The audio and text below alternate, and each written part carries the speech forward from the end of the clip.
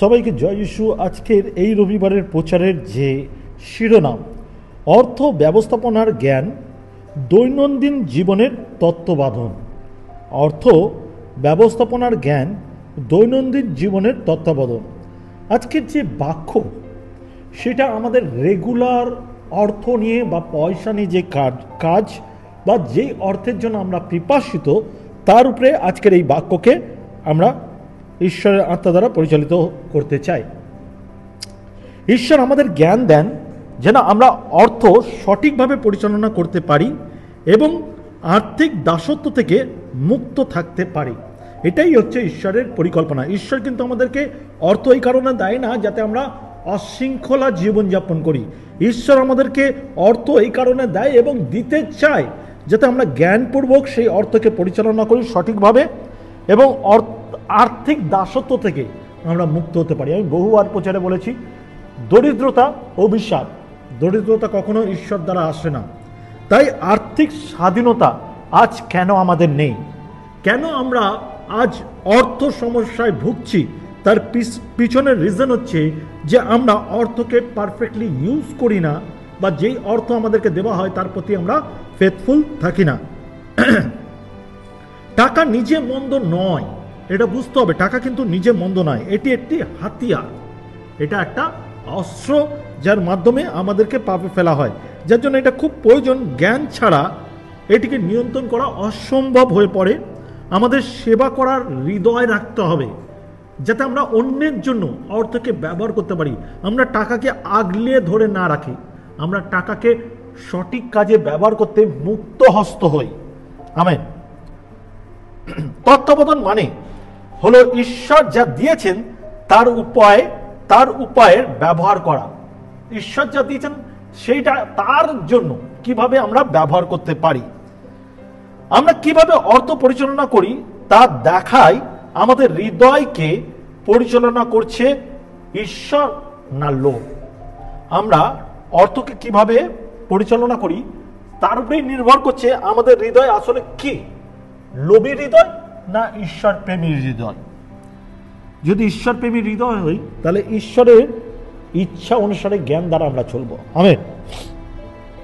1 নম্বর point, এর তিনটে point আমি মেনলি প্রচার করব আজকে। 1 নম্বর পয়েন্ট যেটা আমরা শুরু করব, পরিকল্পনা ও বাজেট প্রার্থনাপূর্ণভাবে করুন। আপনার লাইফে যখন আপনি চাকরি করছেন বা বিজনেস করছেন, যে অর্থ আপনার কাছে আসছে তার একটা বাজেট তৈরি করা উচিত। আর সেই বাজেটটা শুধু তৈরি করা না, পরিকল্পনা এবং বাজেট প্রার্থনাপূর্ণভাবে করা উচিত। একজন বিশ্বাসী লুক তার 14 অধ্যায় 28 পদ, লুক তার 14 অধ্যায় 28 পদ, বাস্তবিক দুর্গ নির্মাণ করিতে ইচ্ছা হইলে তোমাদের মধ্যে কে অগ্রে বসিয়া ব্যয় হিসাব করিয়া না দেখিবে, সমাপ্ত করিবার সঙ্গতি তাহারই কাছে কি না। ওকে, বিশ্বাস পরিকল্পনাকে বাতিল করে না, এটি পূর্ণতা দেয়। বিশ্বাস পরিকল্পনাকে বাতিল করে না, এটাকে সফল হতে সাহায্য করে। যখন আপনি প্রার্থনা করে পরিকল্পনা করেন, আপনি আপনার অর্থের মধ্যে ঈশ্বরকে আমন্ত্রণ, ইনভিটেশন জানান। আর যখন ঈশ্বর অর্থে থাকে তখন সেই অর্থ বাহ্যিকভাবে বা শয়তান ওটাকে কোনোভাবে মিসইউজ করাতে পারে না। এই জন্য আমাদের প্রত্যেকের উচিত নিজের অর্থের প্রতি ঘোষণা করা। একটি প্রার্থনাপূর্ণ বাজেট হলো অনুগতের একটি আত্মিক কাজ। একজন পারফেক্ট বিশ্বাসীর প্রার্থনাপূর্বক বাজেট তৈরি করা একজন পারফেক্ট আত্মিক ব্যক্তির কার্য। আমরা এই সময় একটা ডেমো দেখাবো আপনাদের। আমেন। সেই ডেমোটা আমরা দেখাবো এখন এই মুহূর্তে। ওকে, যেখানে আমরা দেখাবো জ্ঞানী মানুষ কিভাবে পরিকল্পনা করে, অপচয় এড়ায় এবং সঞ্চয় করে। তো আমরা কি করব, একটা বোর্ড নেব এবং সেই বোর্ডটার মধ্যে ঈশ্বরকে দেওয়া, দান করা, ভবিষ্যতে কিভাবে সঞ্চয় করা এবং খরচা, সাথে কিছু কৃত্রিম টাকা বা অরিজিনাল টাকাকে, কাগজের অরিজিনাল, আমি অ্যাকচুয়ালি এটা আমি নকল টাকা দিয়েও করতে পারতাম, কিন্তু অরিজিনাল টাকা দিয়ে আমরা সেটাকে দেখাবো। চলুন আমরা সেই ডেমোটাকে দেখি। আমেন। তো আমাদের কাছে ডেমো বোর্ড, এখানে তিনটি বিষয় দেওয়া রয়েছে। যদি আমরা ভালো করে তাকাই, ঈশ্বর বা গড, ভবিষ্যৎ, প্রয়োজন। এটা অ্যাকচুয়ালি যেটা হবে সেটা হচ্ছে সঞ্চয়। সঞ্চয় ঈশ্বরকে দেওয়া, সঞ্চয় করা মানে ভবিষ্যতের জন্য, যার জন্য এখানে ভবিষ্যৎ লেখা রেখেছে, সঞ্চয় বা ভবিষ্যতের জন্য, এবং আমাদের ডেইলি রুটিন বা ডেইলি প্রয়োজন। তো তিনটের মধ্যে প্রথম হচ্ছে এটা আমার স্যালারি। এই স্যালারির প্রথম যেটা কাজ একজন বিশ্বাসীর করা উচিত, এর মধ্যে দিয়ে 10% তাকে আলাদা করা উচিত, যেটা গুরুত্বপূর্ণ। আপনার কাছে এটা অনেক বেশি মনে হবে, অনেক ভারী মনে হবে, বুকে লাগবে, কষ্ট হবে, কিন্তু এইটা সেই স্টেপ যেটা বীজ বপন করা। বীজ যদি আমরা খেয়ে নিই তাহলে আর ফল দেয় না, অতিরিক্ত হয় না, কিন্তু যখন এই বীজকে বপন করি সে অনেক ফল দেয় আর অনেক গুণে বৃদ্ধি হয়। তো এটা ঠিক সেইভাবে আমরা কি করলাম, প্রথমে যা ঈশ্বরের তা ঈশ্বরকে আমরা দিয়ে দিলাম। ওকে, এটা 10% সবার প্রথম, এবং প্রার্থনা পূর্বক সেটা ঈশ্বরকে দিয়ে দিলাম।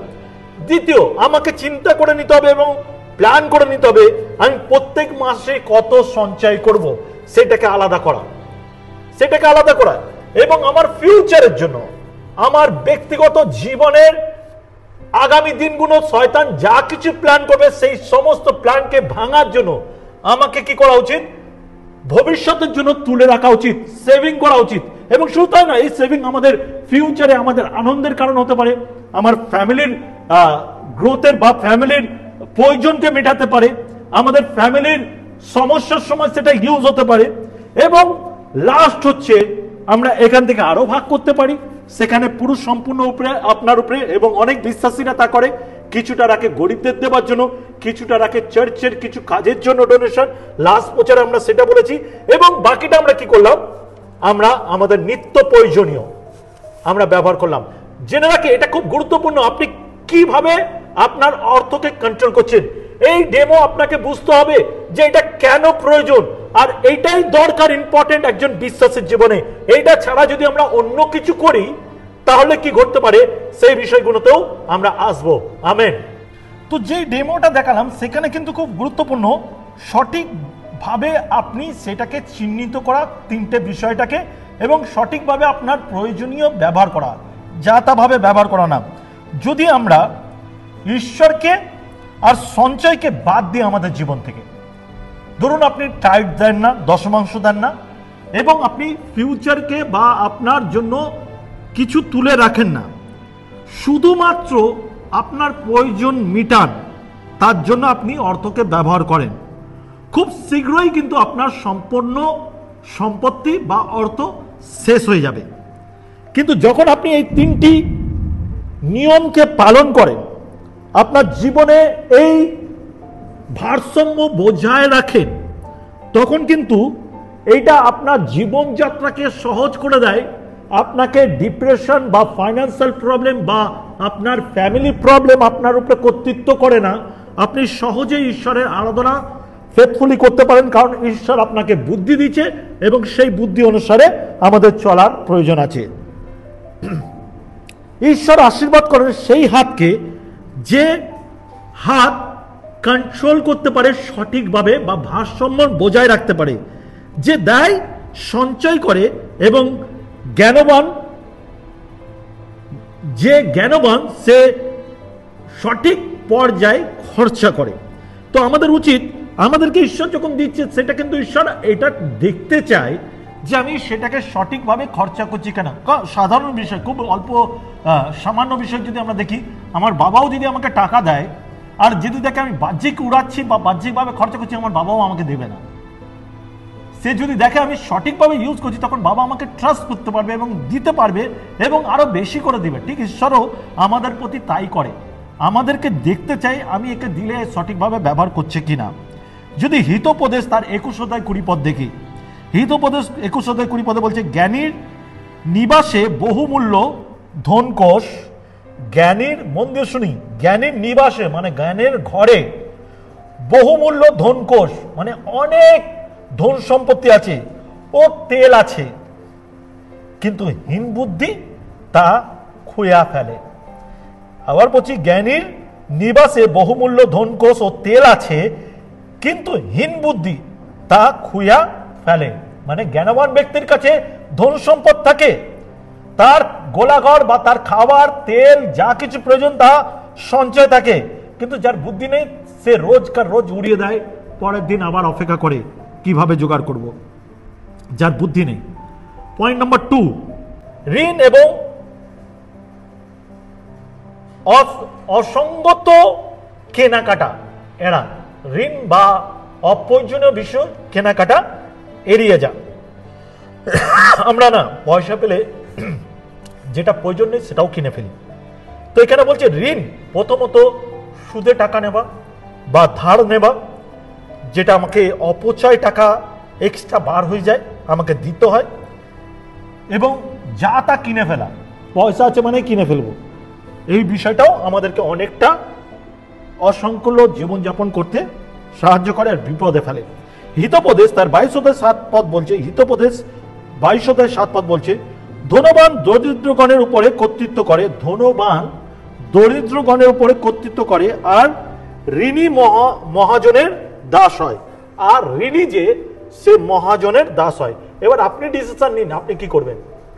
আপনি নিজের বলে চলবেন, এখানে বলছে ধনবান দরিদ্রের উপরে কর্তৃত্ব করে, আর ঋণী মহাজনের দাস হয়।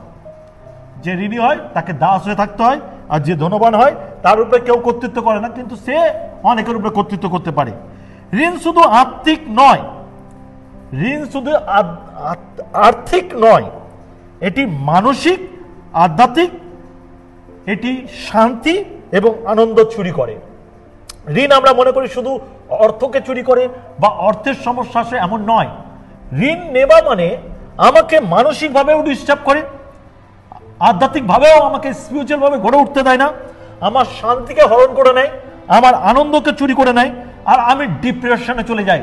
তখন আমার জীবনে শুধুমাত্র প্রবলেম আর প্রবলেম, প্রত্যেক দিন নতুন নতুন প্রবলেম সৃষ্টি হয়। যা তা কেনাকাটা হয় যখন আমরা সঞ্চয় বদলিয়ে নিজের ইচ্ছা মতন জীবনযাপন করি, এটাকে আমাদের এড়ানো প্রয়োজন। ঋণ মানুষকে দাস করে, কিন্তু অর্থ নিয়ন্ত্রণ মুক্তি দেয়।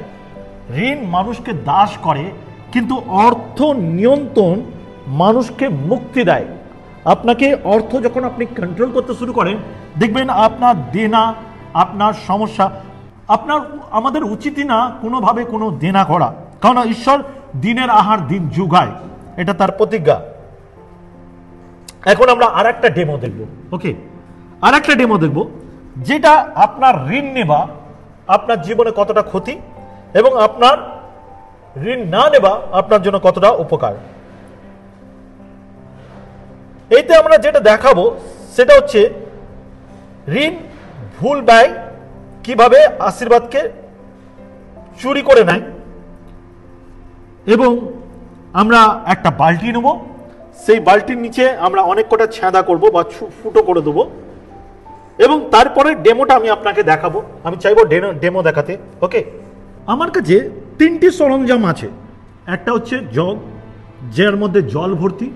এই জলটাকে আমরা আমাদের অর্থ বলে আমরা চিহ্নিত করছি বা অর্থ বলে মনে করি। এটা হচ্ছে আমাদের সংসার বা আমাদের ফাইন্যান্সিয়াল ব্যবহার করার জায়গা। আর এইটা সেই সমস্ত জায়গা যেখানে আমরা অপচয় ব্যবহার করি। এটা আমাদের না, এটা লোকের। এইটা আমাদের, যেখানে আমি কিভাবে ইউজ করব, আর এই অর্থ আমার স্যালারি। তো আমি কি করেছি, এখানে যদি আপনাকে দেখাই ভালো করে তাহলে বুঝতে পারবেন।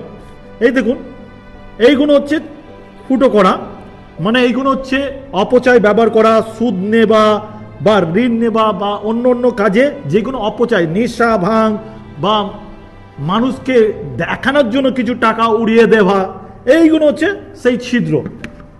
এবার আমি যদি এই বালতিতে সঞ্চয় করার চেষ্টা করি, যেটা অপচয়, যেটা আমার থাকবে না, চিরস্থায়ী থাকবে না, সেখানে যদি আমি আমার অর্থকে ঢালি তাহলে কি হবে, সেটা কিন্তু আস্তে আস্তে আমার অর্থকে শেষ করে দিবে। দেখুন এখানে, যেখানে আমার অর্থ ধরে রাখার কোনো উপায় নেই, এখানে শুধু বেরিয়ে যায়, এখানে কোনো রিটার্ন নেই। একদম সোজা বলতে গেলে 0% ইন্টারেস্ট যেটা আমরা বলি, এখানে আমাদের কোনো অর্থ কোনো কাজেই লাগবে না। তো সুতরাং আমরা অর্থকে প্রায় সময় এইভাবে ইউজ করি। আমরা যখন ঈশ্বর আমাদেরকে দেয়, আমরা একবারও চিন্তা করি না, একবারও প্ল্যান করি না, আমরা সেই অর্থকে অপচয় ঢেলে দিই। আর কোথায় ঢালছি, কিভাবে ঢালছি জানতেও যায় না, আর যার জন্য আমরা আজকের দরিদ্র আছি। আমি আরো ডিটেলসে আপনাদের বলবো। ওকে, থ্যাংক ইউ। তো আমরা যে ডেমোটা দেখলাম, বালতিতে জল দিয়ে এবং বালতির ছিদ্রগুলো, আমাদের সমস্ত অপচয় ব্যবহার, যখন এই ছিদ্রগুলো আমরা বন্ধ করি, কিভাবে আমাদের বন্ধ করা উচিত? প্রার্থনাপূর্বক। যখন আমরা ঈশ্বরের জ্ঞান, প্রার্থনা, পরিকল্পনায় সঞ্চয় প্রয়োগ করি, তখন লিক বন্ধ হয়, আমাদের বাহ্যিক অর্থ খরচা বন্ধ হয়ে যায়। ঈশ্বর আমাদের আশীর্বাদ দেন, কিন্তু যদি আমরা সঠিকভাবে পরিচালনা না করি, আশীর্বাদ লিক হয়ে যায়। আমাদের সঠিকভাবে আশীর্বাদকে, অর্থকে ব্যবহার করা উচিত, না হলে সেই অর্থ বাহ্যিকভাবে বেরিয়ে যায়। প্রতিটা ছিদ্র সেই জায়গাকে বোঝায় যেখানে আমরা অপচয় ব্যবহার করি, প্রত্যেকটা ছিদ্র। যার জন্য আমাদের উচিত ঈশ্বরকে আমাদের সেই ছিদ্রগুলো বন্ধ করার জন্য আহ্বান করা এবং ঈশ্বরীয় জ্ঞানে জীবনযাপন করা। যদি হিতোপদেশ 27 অধ্যায় 23 পদ দেখি, হিতোপদেশ 27 অধ্যায় 23 পদ, সেখানে বলছে, তুমি আপন মেষপালের ব্যবস্থা জানিয়া লও, আপন পশুপালে মনোযোগ করো। এটা বলছে সেই মেষপালক, সেই যাকে আগেকার দিনে বিজনেস বলা হতো, মেষ পালন করা, সেইগুলোকে নিয়ে চাষবাস করা। তো সেখানে যত্ন নিতে বলছে, সেটাকে ইম্পর্টেন্স দিতে বলছে, সেটাকে গুরুত্ব দিতে বলছে। আমেন। এইবার আমরা দেখব 3 নম্বর পয়েন্ট, জ্ঞান সহ সঞ্চয় ও বিনিয়োগ করো। বুদ্ধিপূর্বক ইনকাম করো এবং বুদ্ধিপূর্বক সেটাকে ব্যয় করো। যদি হিতোপদেশ 6 অধ্যায় 6 থেকে 8 পদ দেখি, হিতোপদেশ 6 অধ্যায় 6 থেকে 8 পদ দেখি, সেখানে বলছে, হে অলস, তুমি পিপিলিকার কাছে যাও, তাহার ক্রিয়া সকল দেখিয়া জ্ঞানবান হও। এটা মানুষকে বলছে পিঁপড়ের কাছে শেখো। আবার পড়ছি, হে অলস, তুমি পিপিলিকার কাছে যাও, তাহার ক্রিয়া সকল দেখিয়া জ্ঞানবান হও। তাহার বিচারকর্তা কেহ নাই, শাসনকর্তা কি অধ্যক্ষ কেহ নাই, তবুও সে গ্রীষ্মকালে আপন খাদ্য প্রস্তুত করে, শস্য কাটিবার সময় ভক্ষ্য সঞ্চয় করে। আমেন। একটা পিঁপড়েও তার আগে থেকে প্ল্যান করে সমস্ত খাদ্য আগে থেকে সঞ্চয় করে। তার না লিডার আছে, তার শাসনকর্তা নেই, তাকে গাইড করার কেউ নেই, তবুও তারা পিঁপড়েরা জানে যে গরমকালে আমি খাবার উপার্জন করে রাখলে আমার যেটা খাওয়ার ক্রাইসিসের সময়, সেই সময় আমি খেতে পারবো, তারা করে। কিন্তু মানুষ, আমরা ঈশ্বরের শ্রেষ্ঠ সৃষ্টি, আমরা জানি না কিভাবে সঞ্চয় করতে হয়। সঞ্চয় মনে ভয় নয়, দৃঢ় দৃষ্টি, আগেরটা, ফিউচার তাকানো। সঞ্চয় মনে ভয় নয়, ফিউচারের দিকে তাকানো। আর আপনি যদি বিশ্বাসী হন, আপনাকে এটা জেনে রাখা দরকার, আপনার ফিউচার আছে, কারণ আপনি বহু বছর বাঁচবেন। আমেন। এটি বলে, আমি বিশ্বাস করি আগামীকালও ঈশ্বর আমার সঙ্গে থাকেন। পিপিলিকা আমারও পরিকল্পনাকে, পিপিলিকা মানে পিঁপড়ে আগামী পরিকল্পনাকে তৈরি করে। ঈশ্বরও চাই আমি যেন আমার পরিকল্পনা আগে দিয়ে প্রিপেয়ার করি।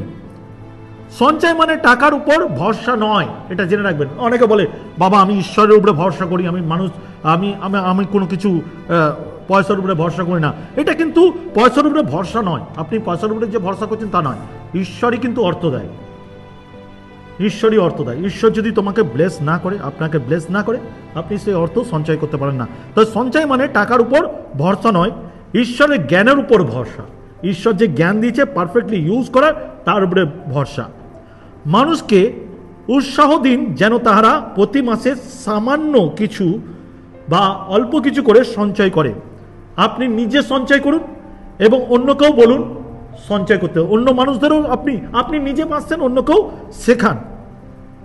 ভবিষ্যতের জন্য আপনি জ্ঞানের বীজ বুনুন। আপনার ভবিষ্যতের জন্য আপনার জ্ঞানের বীজ বোনা দরকার।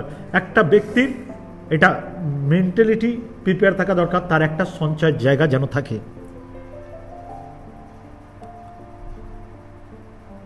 পরিকল্পনা ও বাজেট প্রার্থনাপূর্ণভাবে করুন, এটা ইম্পর্টেন্ট।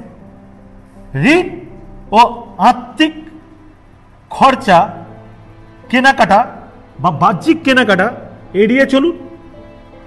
জ্ঞান সহ সঞ্চয় ও বিনিয়োগ করুন, মানে জ্ঞানের সঙ্গে সেগুলো অর্জন করুন বা পয়সা উপার্জন করুন এবং জ্ঞানের সঙ্গে আপনি সেটাকে খরচা করুন, যেরকম পিঁপড়ের উদাহরণ দেওয়া হয়েছে। যখন আমরা জ্ঞান সহ পরিকল্পনা করি, লিকগুলো, বালতির লিকগুলো যে জল বেরিয়ে যাচ্ছিল সেগুলো বন্ধ করি এবং বাস্তবতভাবে সঞ্চয় করি, পারফেক্ট ওয়ে আমরা সঞ্চয় করি। ঈশ্বর আমাদের ব্যবস্থাপনাকে বৃদ্ধি করে, ব্যবসাকে বৃদ্ধি করে, অর্থ বৃদ্ধি করে এবং ফাইন্যান্সিয়াল ফ্রিডম দেয়। এই সময় আমি চাই যারা ফাইন্যান্সিয়াল প্রবলেমে যাচ্ছেন তাদের জন্য আমি প্রে করতে। আপনি সত্যি যদি এখনো ম্যাচিওর নয়, আপনি যদি মনে করেন ঈশ্বর আপনাকে স্বর্গে থেকে অনেকগুলো টাকা ফেলে দিবে আর আপনি পেয়ে যাবেন, কারোর মাধ্যম দিয়ে দেবে, কেউ এসে দিবে, আপনি কুড়ে, আপনি কুড়ে। আর ঈশ্বর কুড়েদের পছন্দ করে না, ঈশ্বর কুড়েদের পছন্দ করে না। ঈশ্বর কার্যকারীদের পছন্দ করে, যারা হার্ড ওয়ার্কার, যারা পরিশ্রম করতে পারে, প্রভু তাদেরকে আশীর্বাদ করে, পছন্দ করে। যার জন্য আপনাকে এটা বুদ্ধিপূর্বক চলা দরকার এবং পারফেক্ট ওয়ে, মানে সঠিক ওয়ে আপনাকে চাকরি করে বা বিজনেস করে, মানে খাটনি খেটে সঠিকভাবে উপার্জন করা দরকার এবং সেটাকে সঠিকভাবে রাখাও দরকার এবং ইউজ করাও দরকার। তাই আপনারা যারা করছেন না, আজই সিদ্ধান্ত নিন, কেন ঈশ্বর চাই আপনার প্রত্যেক দিন আনন্দের কাটুক। আপনি যে বিছানায় কাঁদেন এটা ঈশ্বর চায় না, ঈশ্বর চাই আপনাকে আশীর্বাদ করতে। আপনি জানেন সলোমন সে ঈশ্বরের কাছে জ্ঞান চেয়েছিল, অর্থ নয়। জ্ঞান অর্থকে কন্ট্রোল করতে পারে, অর্থ জ্ঞানকে কন্ট্রোল করতে পারে না। আমরা অর্থের ভরসায় পড়ে থাকি, সেটা সঠিক নয়। আমাদের জ্ঞানের মাধ্যমে অর্থকে কন্ট্রোল করার প্রয়োজন আছে বা অর্থকে ইউজ করার প্রয়োজন আছে। সেই জন্য একজন জ্ঞানী ব্যক্তি হওয়ার চেষ্টা করুন। অর্থের জীবনেও আপনাকে জ্ঞানবান হওয়া উচিত। আসি প্রার্থনা করি, আসি আমরা প্রত্যেকে নিজেকে সমর্পণ করি এবং প্রার্থনা করি। প্রভু, আমাদেরকে তোমার আশীর্বাদের বিশ্বস্ত তত্ত্বাবধানে গড়ে তোলো। আমাদের শেখাও প্রথমে দিতে তোমাকে, যেন যা তোমার তা যেন তোমাকে দিতে পারি। যেটা দশমাংশ, যেটা বাইবেল ভিত্তি, আমরা যেন ফার্স্ট তোমাকে দিতে পারি। দ্বিতীয়, যেন আমরা সঞ্চয় করতে শুরু করি, অল্প হলেও, খুব অল্প হলেও আমরা যেন প্রত্যেক মাসে কিছু রাখতে শুরু করি এবং যা কিছু খরচা করি সেটা যেন জ্ঞান সহকারে খরচা করি, পারফেক্ট ওয়ে। আমার অর্থ কোনো পাপ কাজে যেন ব্যবহার না হয়, কোনো নেশার কাজে যেন ব্যবহার না হয়, আমি যেন সঠিকভাবে ব্যবহার করতে পারি। আমাদের জীবনের প্রত্যেকটি অর্থ যে লিক করা বালতির মতন হয়ে রয়েছে, সেই সমস্ত অর্থর জায়গা যেখান দিয়ে টাকা বেরিয়ে যাচ্ছে সেই সমস্ত লিকগুলো তুমি বন্ধ করে দাও এবং আমাদের হাতে তোমার পরিকল্পনা, তোমার ব্লেসিংকে দাও, যেন আমরা চাকরির সহকারে সঠিকভাবে সঠিক পদ্ধতিতে উপার্জন করে তোমার গৌরব করতে পারি। আমাদের শক্তি, বল, জ্ঞান, বুদ্ধি দাও, শারীরিকভাবে মজবুত রাখো, যেন তোমার রাজ্যের জন্যও এগোতে পারি, তোমার প্রতি ফুল থাকতে পারি এবং সঠিক পদ্ধতিতে ইনকাম করতে পারি এবং আশীর্বাদ পেতে পারি। যিশু নামে এই প্রার্থনা চাই, আমেন। যদি আজকের এই বাক্য আপনাদের ভালো লেগে থাকে তাহলে অবশ্যই কমেন্ট করবেন। যদি অন্য কোনো দেশে থাকেন আর বাঙালি শুনছেন, অবশ্যই আপনাকেও বলতে চাই যে যদি আপনি চাকরি ক্ষেত্রে বিদেশে গেছেন, জেনে রাখুন আপনার পরিবার আপনার জন্য ঘরে অপেক্ষা করছে আর তাদেরও আপনার প্রয়োজন। আমি বলবো না বাইরে যাওয়া খারাপ, কিন্তু ফ্যামিলিকে সময় দেওয়াটাও ইম্পর্টেন্ট। আর যখন আপনি অর্থকে সঠিকভাবে ঈশ্বরীয় রীতিতে কন্ট্রোল করেন, তখন আপনাকে আর কোথাও দূরে থাকার প্রয়োজন পড়বে না। দেখবেন ঈশ্বর আপনার অর্থতে আশীর্বাদ করবে। অবশ্যই এই চ্যানেলকে সাবস্ক্রাইব করবেন, বেল আইকন প্রেস করবেন এবং অন্যের কাছে শেয়ার করে দেবেন। ভালো থাকবেন, সুস্থ থাকবেন, সবাইকে জয় যিশু।